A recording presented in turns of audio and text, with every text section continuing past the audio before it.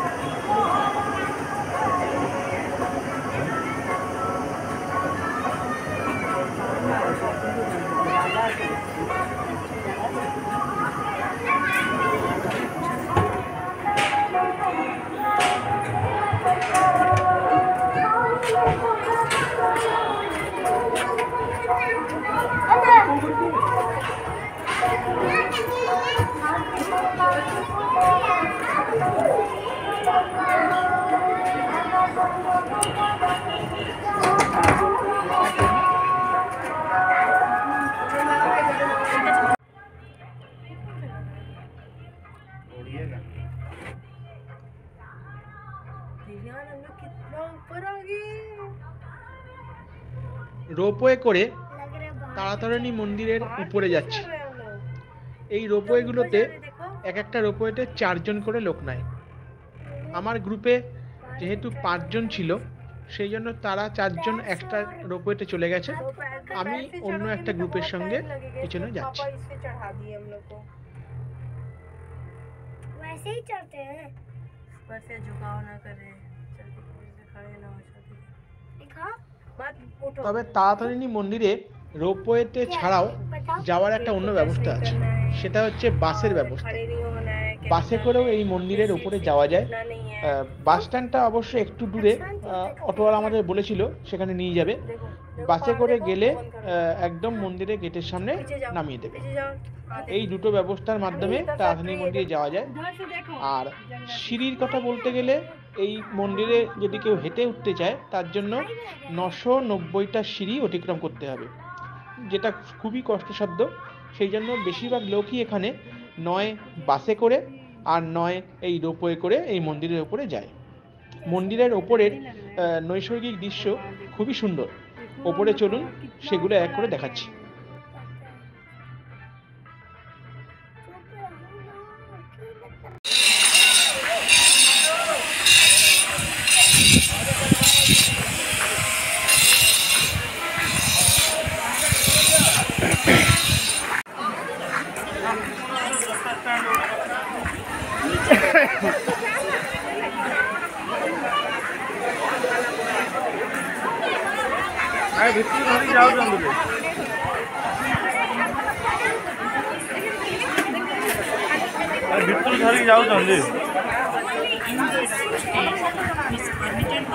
এই হচ্ছে তাড়াতাড়ি টেম্পলের গেট।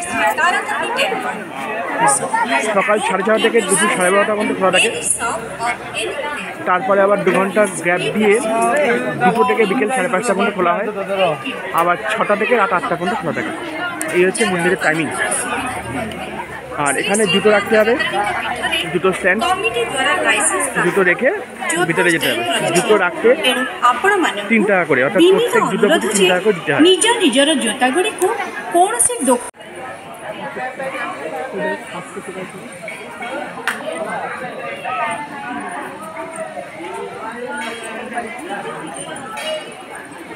এই হচ্ছে মন্দিরে ঢোকার লাইন।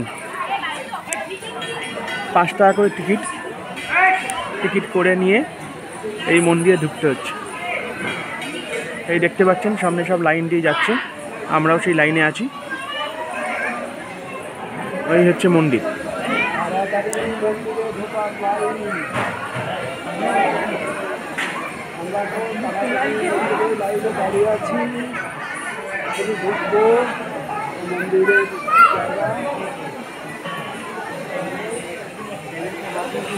এই তারাতারিণী মন্দির কুমারী পর্বতের উপর অবস্থিত, ঋষিকুল্লা নদীর তীরে। কথিত আছে এই মন্দিরের দেবীর বক্ষ পড়েছিল।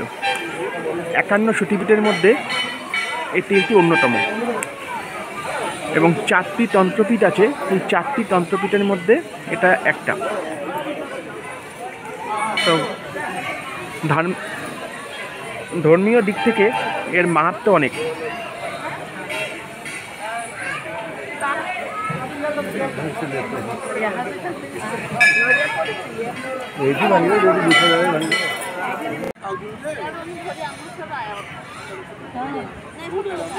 এই যে ঋষিকুল্লা নদী এখান দিয়ে বয়ে চলেছে একদম মন্দিরের পাশ দিয়ে।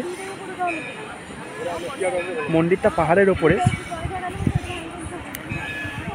দূর থেকে খুব সুন্দর লাগছে দেখতে।